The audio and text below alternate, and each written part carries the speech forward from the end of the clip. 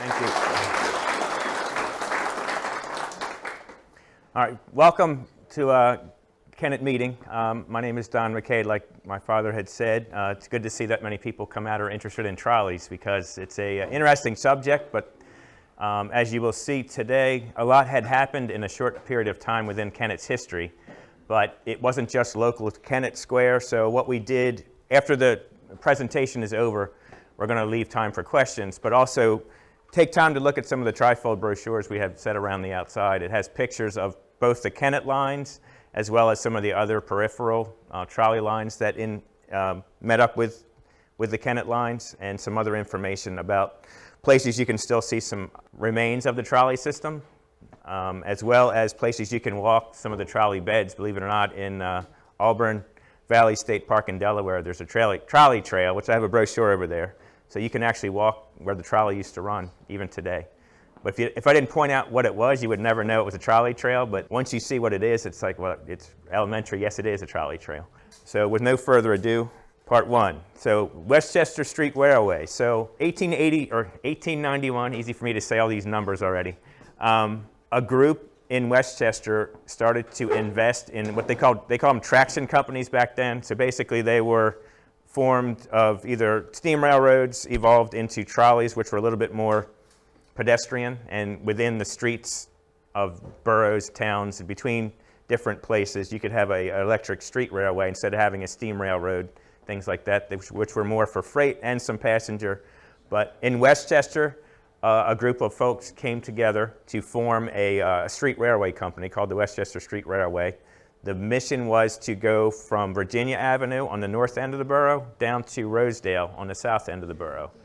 And it was also going to connect, it never materialized, but it was going to make a loop within the it was going to go through the normal school back then. It was called the normal school. It's a college today. But down Rosedale, it was supposed to make a loop and go back up around the borough.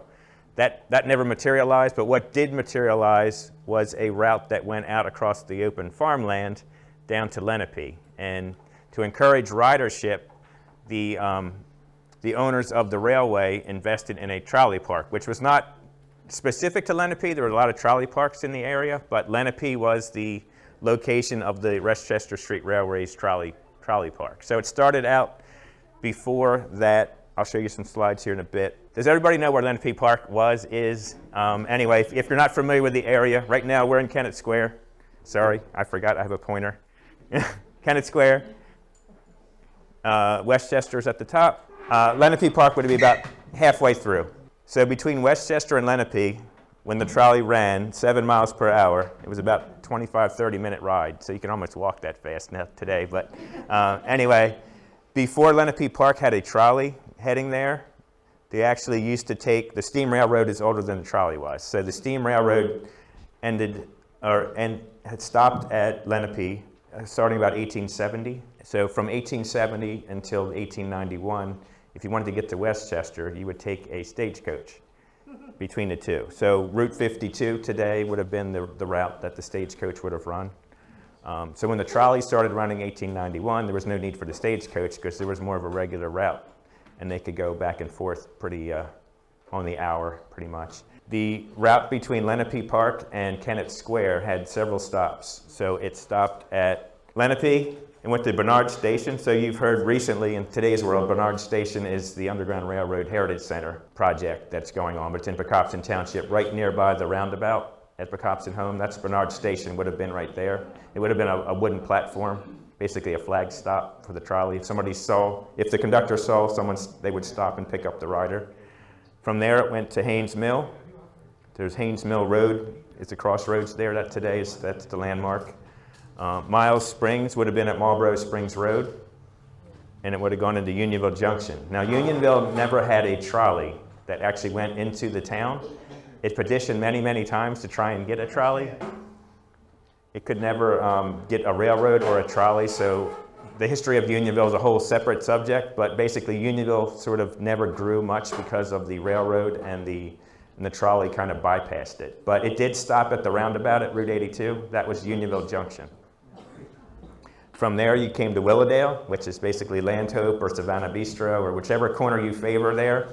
That is where the trolley would have stopped. And onto Kennett Square right here on North Union Street. It stopped at State Street. So the trolley ran from Lenape on the hour, and it came back and forth. And there was actually a bypass spur partway through, so two trolleys could pass each other. So you didn't have to go all the way back, and you could have a pass. This is what a trolley car would have looked like in 1902. So these would have been a 40-passenger car.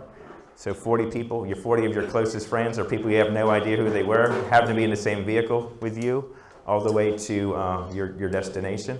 These had they call them double trucks. Basically, the truck is the wheel carriage. So a double truck car with a longer wheelbase allowed it to swivel to make around turns. So you'll see pictures later in Kennett Square. That sharp bend isn't an easy bend to make with a railroad locomotive, but with a double truck trolley car, it allowed it to make the curve. In the original trolley configuration, you had the passenger car, which you had just seen. It also had a baggage car that would be coupled to the passenger car. So if you needed to haul luggage to the railroad, you could basically, that was your little shuttle car that you could take and put your travel. The other thing, later on, you'll see a flatbed car. Imagine this with the top cut off of it for freight.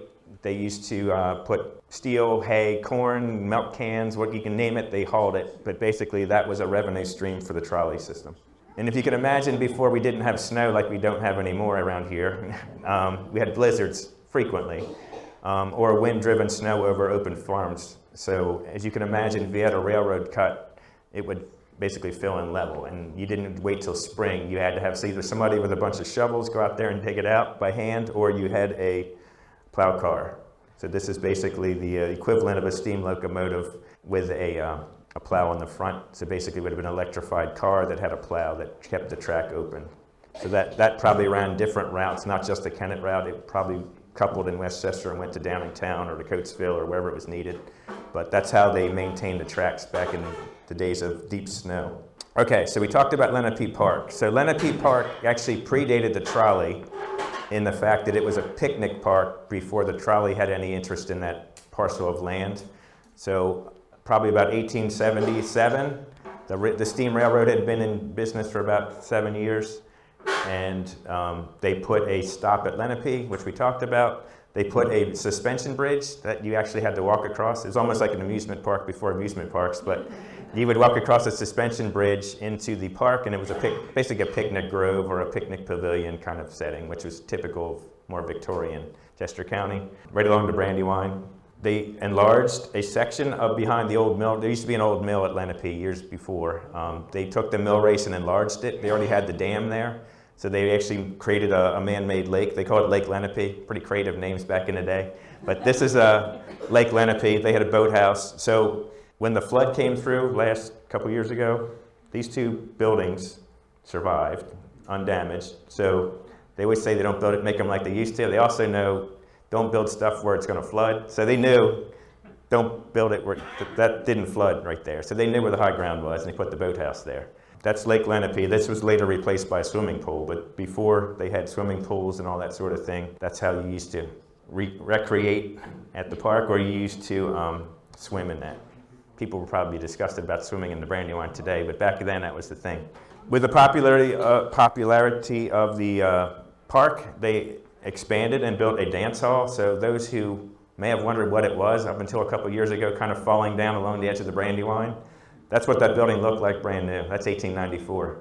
It was a dance hall. So it had a big wooden floor in it. It had a stage. They had live musicians that would play, and you would dance, and they had a takeout window for food and a ticket booth and all that sort of thing. So if you were on a date, you didn't go to a movie theater back then. You went to the dance hall at Lenape. And how you got there was the trolley, or you took the railroad from Wilmington or from Coatesville or anywhere. Lenape was sort of a pretty bustling stop. In 1908, these are like primitive rides by today's standards, but back in the day, 1908, this was a pretty daring ride to be on. So a Venetian swing. These, believe it or not, are in a park up in Wellsboro, Pennsylvania now. They were purchased. It's a campground that actually has these from Lenape Park. The fun house, I remember this as a kid. That laughing lady used to scare me to death. But when you came out of the fun house, the laughing lady would have this screeching laugh. And I remember right, I was really little when I would first remember it, but you come out onto like a rubber belt, and it knocked you down and it flipped you out the ride on your butt. That's the fun house at Lenape Park. The carousel, which is probably the iconic ride at Lenape, it was actually a secondhand carousel. It was a very expensive carousel when it was first built around 1890. It was in a park down in Philadelphia. It was relocated out to Lenape in 1925 by John Gibney, who's the owner of the park. He took bits and pieces from different things, but it had the original wooden carved animals. So these are all hand carved. He had them restored. He had them repainted over the different years. And the bell-shaped roof is an iconic Lenape Park sort of figure you see in a lot of paintings. So in 1976, John Gibney was 92 years old. He decided to sell the park, retire finally at 92. So he sold the park to a Calvin Jacobs, and Calvin Jacobs tried to run it for a couple years and couldn't turn a profit. So he actually sold off pieces of the carousel to try and basically break even. So unfortunately, doing that, he alienated most of his customer base locally because they liked the old carousel, not the plastic animals you'd see anywhere. And within 10 years, Lenape Park ceased to exist. The roller coaster, everybody remembers the roller coaster. Now what is interesting, today's roller coaster ride, just the turnstile you go through and stand in line to get on the roller coaster is probably has more safety than the car itself. When you're standing in line to get on, there's like 3 rails you have to go between. That's the car. So basically, if you have little kids, I can imagine, I guess we've all survived to be adults, but nobody ever flew off of the car, but it's a very dangerous looking ride by today's safety standards. But that's what the car looked like at Lenape Park. It was a wooden roller coaster.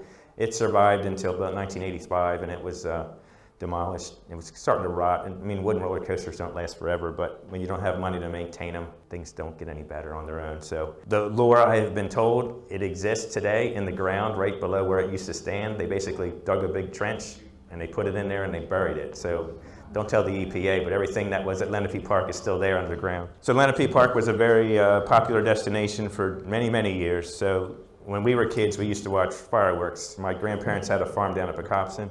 We used to sit up in the cornfield and watch fireworks shot off down at Lenape Park. But for many, many years, he would have live music, they would have fireworks, all that sort of thing. The car here is probably from the 1920s, 1930s. The park there is the carousel, the bell-shaped roof.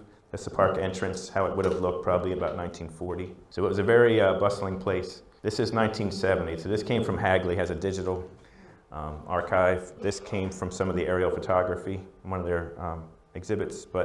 So the carousel is there, the roller coaster obviously is here, John Gibney's house. So if you're the owner of the park, you can live wherever you want. He lived right there. Okay, so we talked about Lake Lenape. It was changed and turned into the pool. So I've heard stories, I don't remember ever swimming in as a kid, but this had like a 200-foot well that fed it from that area.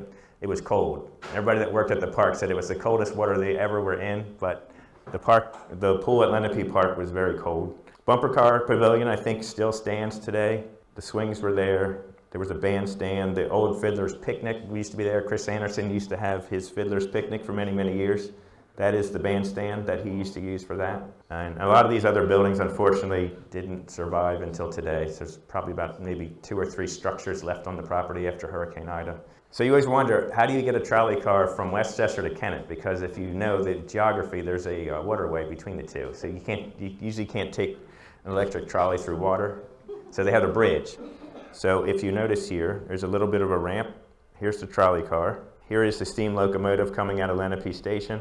And this is the Brandywine, the little bridge. So what you don't see in this picture, you'll see in the next picture, the stone arch bridge was not built until 1912. So this bridge was built in 1891 when the trolley ran to Lenape. Before that, you would have seen a covered bridge. And you can't run a trolley car through a covered bridge. So they had to take the covered bridge down and put an open deck bridge up. So that's that bridge, and there's no trolley bridge. So this picture is sometime between 1891 and 1912.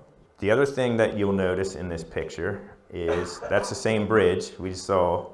There is no stone arch bridge here. So back in the day, you actually had to go through the floodplain like at Pocopson before they changed the bridge and go up onto the bridge and cross, like most bridge crossings. Because that area is prone to flooding and you couldn't cross anywhere between Downingtown and Wilmington, the county commissioners in 1912 decided to build the flood bridge right here at the end of the bridge.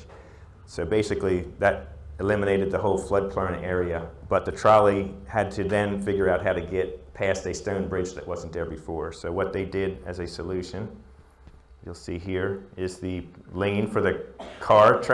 Automobiles were new when that bridge was built, where a horse and cart were still being used, very narrow, by today's standards.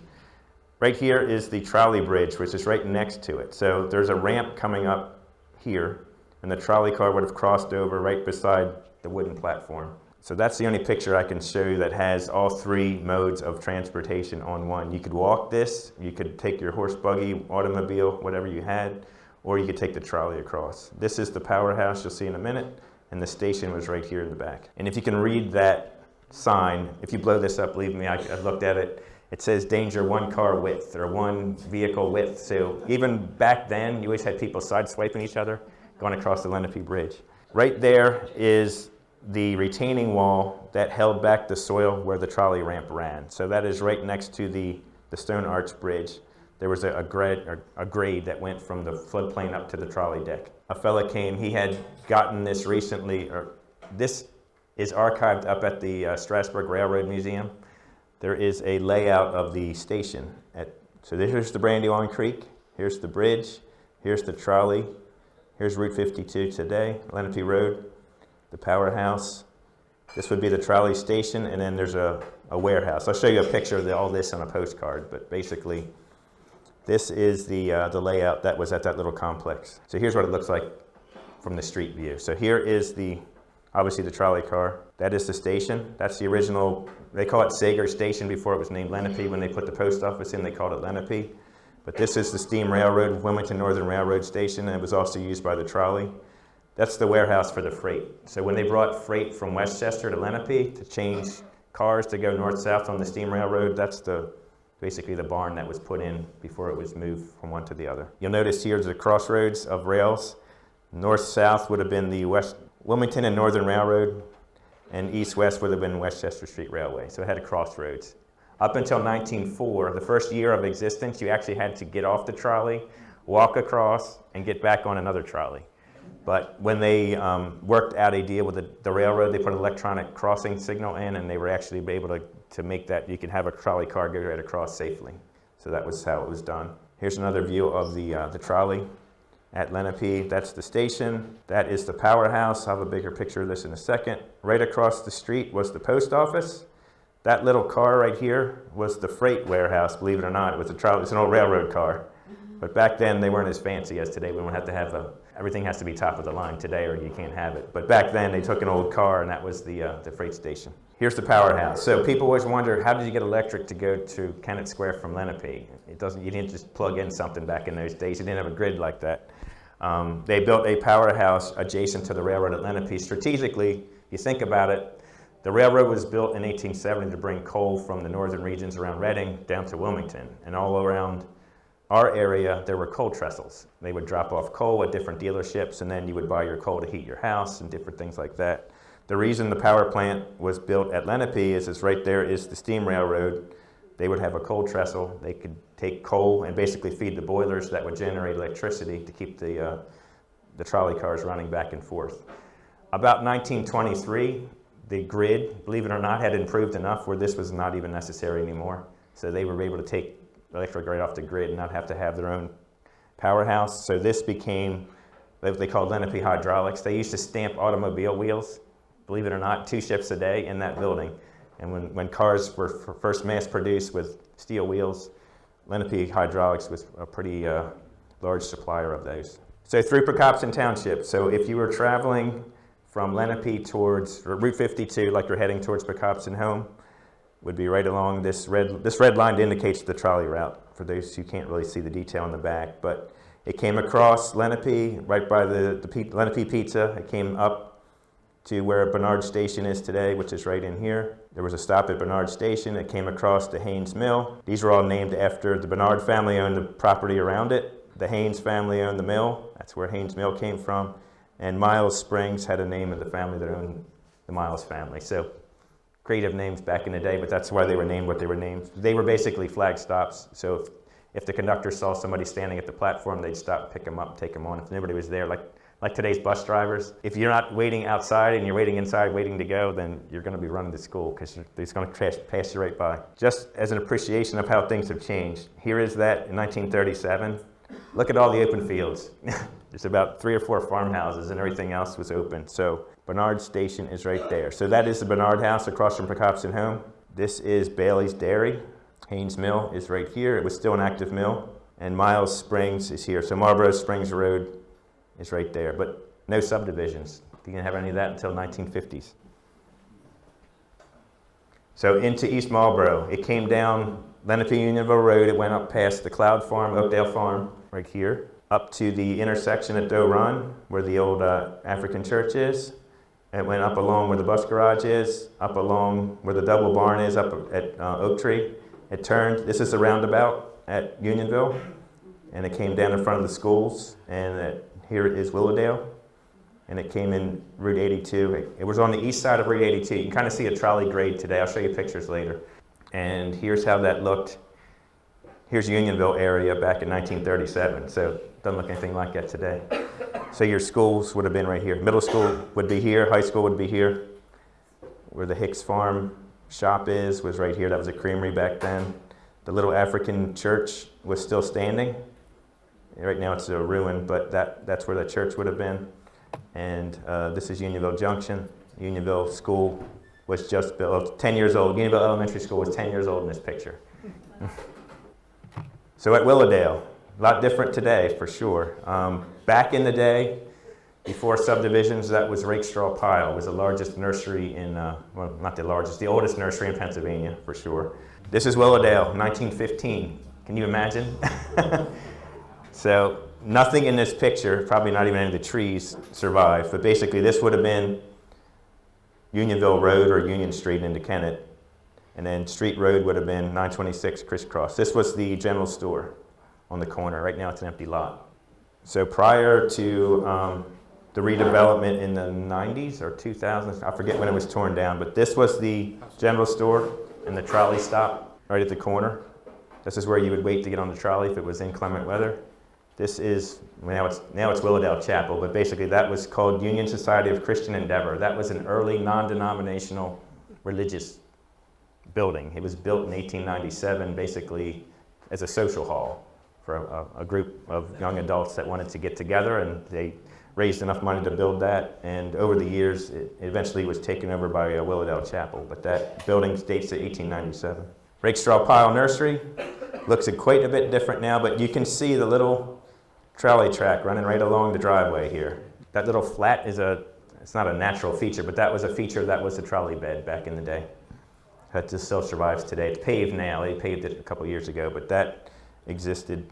And coming into Kennett, this is North Union Street. So the intersection at State Street is right at the horizon here, right past the trolley car. So the old Chalfont block, which would have been Sheldon's if you lived here long enough, was right here at the corner. And coming back, you would have had Don Lewis, Kennett News Advertiser, all those buildings coming back. None of those are there anymore, but this would have been the trolley car as it approached State Street. And here you are at North Union Street intersection facing north. So here's the trolley car parked at the intersection. Here's what it would look like without the trolley car parked there. But this is the Unicorn Block, or depends what area you're from in Kennett, but Connor's Drugstore if you're here from the 1950s. Prior to that, it was a Unicorn Inn, if you go back to like the Revolutionary War era. And today, I'm not even sure what it's called today, the business on the corner where the drugstore is. But the block where Burton's Barbershop, that's probably the anchor since the last 100 years, is in the left side, and then the right side would be where the Genesis building is. And as with, we'll see this in the next part of the presentation, the passenger service, while it was helpful, it wasn't necessarily profitable because it was 5 cents to basically ride a trolley between Kennett and Lenape. 5 cents was a lot of money back then, but it doesn't run a trolley car very long with minimal riders. So because the area was pretty much open rural farmland, you didn't have a lot of, once you had the park closed for the season, the rest of the year it wasn't very profitable. So it was very challenging to keep that business going. So what they did, they ran freight. They would talk to the farmers along the route, and they would sign contracts to haul milk or haul hay or haul corn or haul whatever they produced basically and compete with the railroads. And the railroads didn't like that because the railroads wanted to be the source of the transportation. They were losing money. So the railroads and the trolley companies were typically foes, not friends, but they made it difficult for each other to try and coexist. But eventually things worked out and buses basically took them all down anyway, so it didn't matter. So part two. Well, Westchester, Kennett, and Wilmington Electric Railway. So back in those days, you didn't have cars. Either you walked, you took a train, or you took a trolley, or you didn't, period. So that's how that worked. So 1903, it came into Kennett, and that ownership ended in 1923, and it was purchased eventually by the Westchester Street Railway. They bought both lines that came into Kennett. And the West Grove extension was added in 1906. So for those not familiar with Brandywine Springs Park, if you go down to Price's Corner today, what the landmark today would be the Wilmington and Western Railroad has the rail excursion. That train depot or stop, if you walk north about a quarter mile, there's a wooded area. That's Brandywine Springs Park, or that's what was Brandywine Springs Park. So today it's nothing left of it, but there's some historical markers and things like that. But Brandywine Springs Park was right outside of Price's Corner. So the original vision was to take it, like I said, from Brandywine Springs up to York Lynn, through Clifton Mills into Kennett Square, and on to Unionville. That changed a little bit, and it ended at, it basically turned left down State Street and went out to Avondale, Tough Kenneman, Avondale, West Grove, but it didn't go into Unionville. This is the powerhouse that was built in 1903 to service it. So for those who are Kennett savvy, which hopefully all of you are since you're here, that is Braylock Brewing today, minus the smokestacks. So I don't remember who it was within the last 3 weeks on Facebook, but they put a picture of this ticket. So I grabbed it, hopefully that's okay. But this is a zone ticket for the Westchester, Kennett, Wilmington line that got you between Kennett Square and York Lynn. So that's a 5-cent ride back in the day. Not today. It costs you more than that just to think about going down to York Lynn and gas. But so that's from, I think it's 1905. The picture here is actually I'm going to call it the first ride. I'm not saying it's the first passenger ride, but these are all the workers for the railroad that dressed up. The Vandergrift Construction Company was a company in Philadelphia that built the railroad into Kennett. And then this is the first official ride with passengers. So this is January 31st, 1903. This would have been the first ride that took you from Kennett Square out towards Tough Kenneman, Avondale. That's Kennett Square. So this would be the Unicorn Block. This is where Connors was. This is West State Street. This is South Union Street. North Union Street would be up to the right of the screen. So this would be Burton's Barber Shop. It's somewhere in here. And this is a view looking down in front of Friend's home is right here on the right-hand side, and the funeral home is down here on the left. So that's West State Street with the trolley tracks running right down the middle of the street. This is coming into Avondale. I didn't find any pictures of Tough Kenneman, but it went through Tough Kenneman. Basically, it ran parallel with Old Baltimore Pike out through that section of road. It made it to the intersection at Gap Newport Pike, Route 41, and it stopped there for probably about a year because they couldn't get a permit by the county to cross this bridge. So they eventually worked it out where they were able to get across the creek there in Avondale, and then it went into Avondale. So this, you'll see on the next, this is the bank. I think it's Be Here Brewing is there today, right across from the old firehouse. These buildings here are no longer there. The building on the left, I think, is a little bit different today. This is Avondale right at, they call it State Street in the borough, and outside the borough it's State Road, but basically the intersection of the two. This is an empty lot now, but this was the old Avondale Hotel. You see a trolley car right here going up Route 41 or Pennsylvania Avenue, and this would have been State Street with the horse and buggy. So the railroad station would have been here on the left, where Earl's Sub Shop is today. That's right there. And this is going up through the borough into Pennsylvania Avenue is Route 41. So it went up right down the middle of the street. It went through the borough, and then at the other side of town, it went off to the side of the road. All right, so it went from there across. Eventually, by 1906, they worked out with the old Pomeroy and Delaware City Railroad. They worked out an agreement where they could build a bridge across their tracks to take it to West Grove, but that got held up for about a couple of years. But it eventually ran through a private right-of-way to the west, right about parallel with the railroad. That road goes east-west. This is Oakland Avenue, and this is Evergreen Street. So right there's the corner. I think it's is it O'Brien's Garage, or it's one of the Irish garages, basically on the corner. It's a street that was just torn up within the last couple of weeks. And this is at Evergreen Street, right near Exchange Place. So this is the little house. There's a building here that was a doctor's house. Right here would have been a general store, and then right next to it's where the pizza shop is today, the Exchange Place. All right, we're going to shift gears and head back east again. I was going to mention this in the fact, I mentioned it earlier, passenger travel in the off-season of the amusement parks was troublesome. They couldn't get enough revenue to continue to run it year-round, so they looked for other ways to raise money. So about 1905, they started hauling freight from Avondale to Wilmington, so they negotiated with a lot of the farmers along the route that they would run 2 days a week a route. At 4 o'clock in the morning, they would take their goods to market, and it would arrive by 8 o'clock to go to the farmer's market. So it was profitable, and they were competing with the railroads. The railroads didn't like it, but they didn't really have anything they could do about it. So they actually had box cars built that would haul things that could keep it refrigerated, things like that.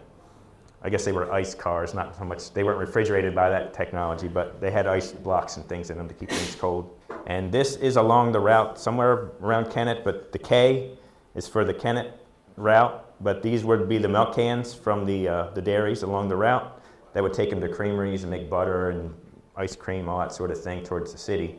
And they would bring them back empty, and they would be picked up by the farmers. But this was somewhere south of Kennett Square. So we're heading south now on Union Street.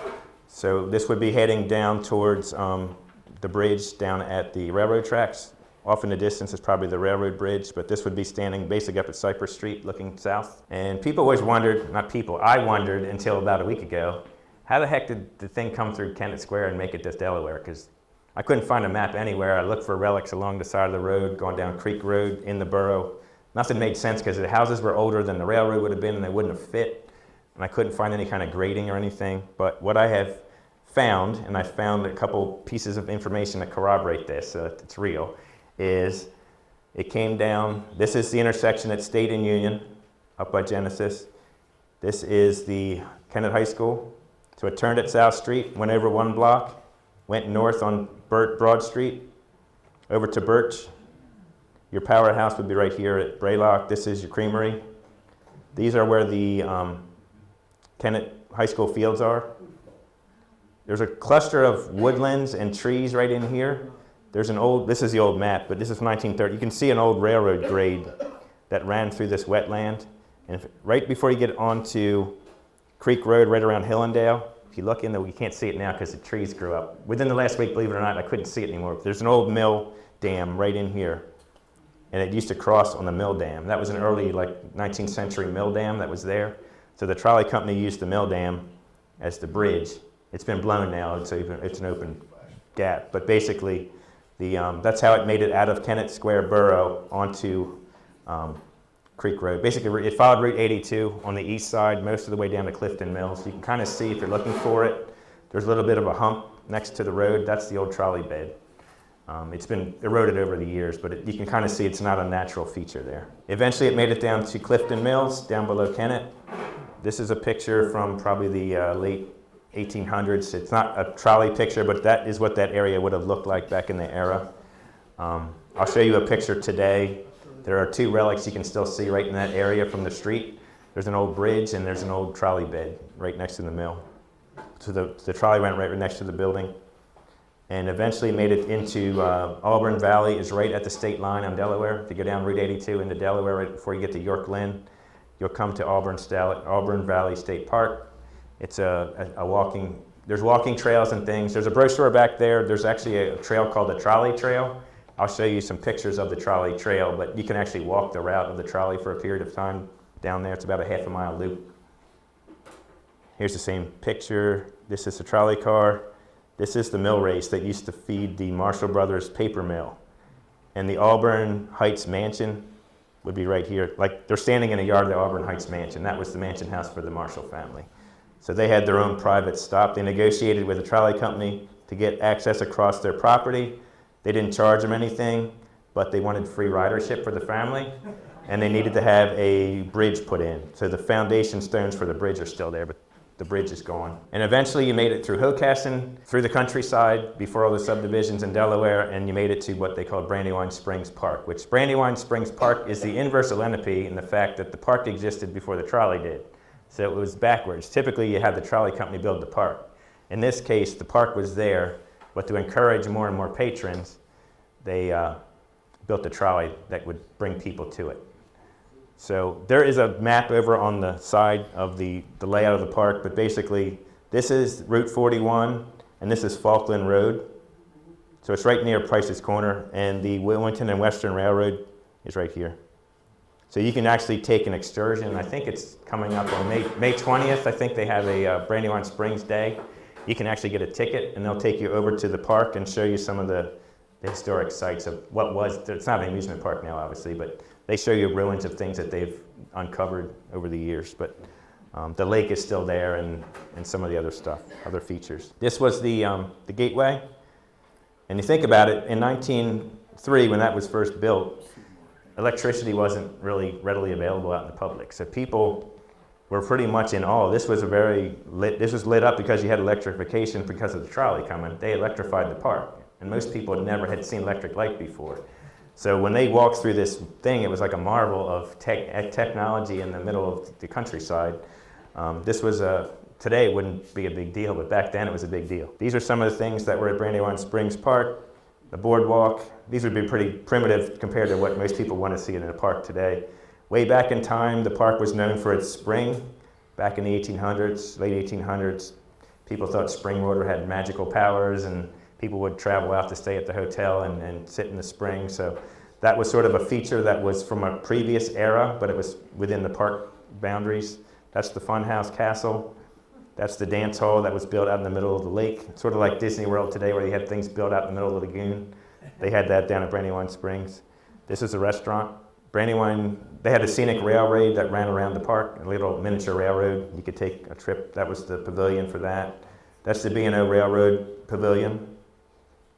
That is the ice cream stand. That's the bandstand. So a lot of people there.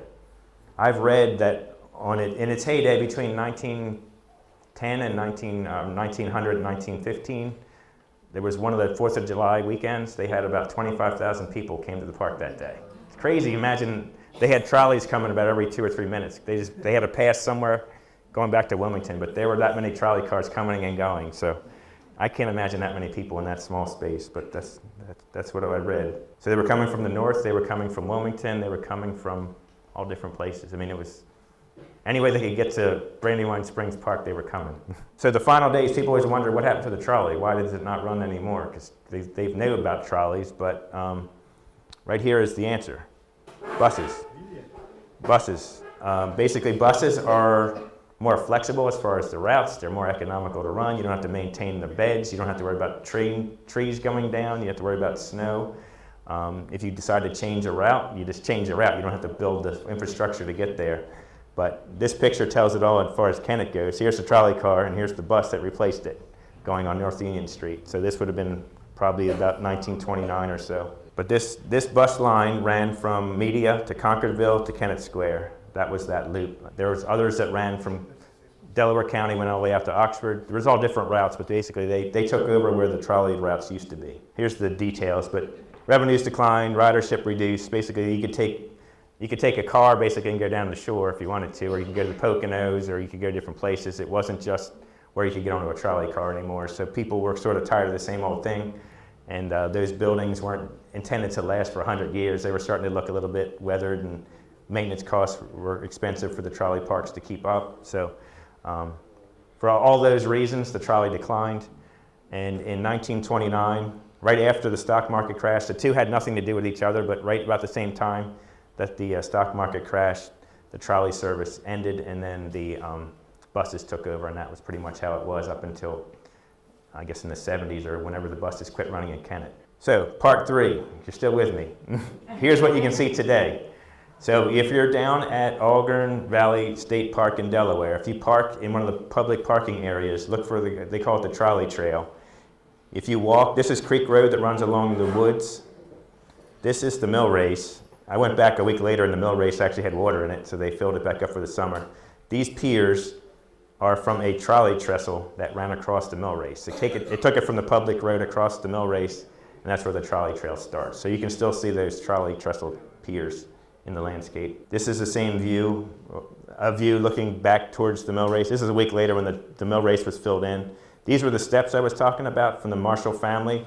This was their private stop. So basically they came from their house, they crossed a little wooden suspension bridge, and the trolley would stop right here, and that was their free ride into Kennett or places south. And this is what the trolley trail looks like. So for those who are worried about inclines, and it's a flat trail.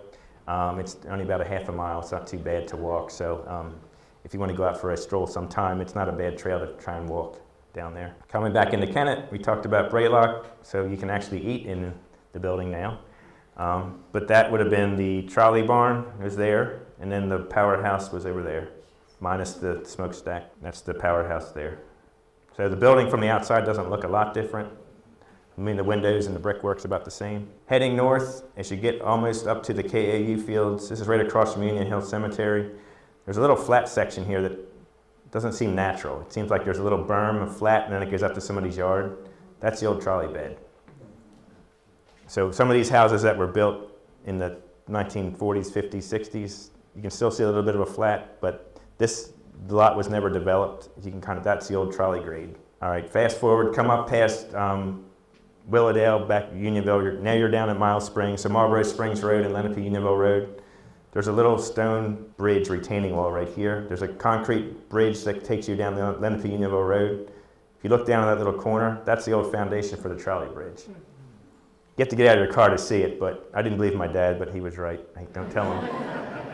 I took a picture of it, so I have photographic evidence that he was right. Coming up Haynes Mill, this is Haynes Mill Road in Pocopson Township, where it crosses Lenape Unionville. This little flat terrace section, this would have been where the trolley ran past the front of this house. It would have been graded to allow the trolley to pass by. So if you get into Bernard Station, so this would be near the roundabout at Pocopson Home. So the Bernard House is up here on top of the hill. This is Lenape Unionville Road. There's the Pocopson Creek goes underneath the bridge here. This is the bridge you cross in your car. If you look right next to it, these two stone piers are there. And the reason they're there, that was where the trolley bridge used to be. There was a deck that ran across that, and that's how the trolley ran beside the road. And if you look right up here, there's a little bit of a flat, and it goes up into the fields. That flat is the trolley bed. That's the reason that was cut like that. As you're coming back into Lenape, the original powerhouse is now part of Lenape Forge. Lenape Forge has been added on to, it seemed like 100 times since it was first built as the powerhouse, but the original powerhouse structure is the brick section here in the middle. They've added on additions all around it, but that would have been the original steam generation plant for the power. And then down in the park, I didn't have a modern picture, but you can kind of get to, when they were doing the bridge refurbishment, they left the retaining wall and repointed it where the trolley grade went up from Lenape Park across the bridge. So that still survives today. It's on private property, I guess, technically now, but back when they were doing a construction project, I trespassed on PennDOT's project and nobody bothered me. But anyway, once they open the park again, you'll be able to see that from the parking lot.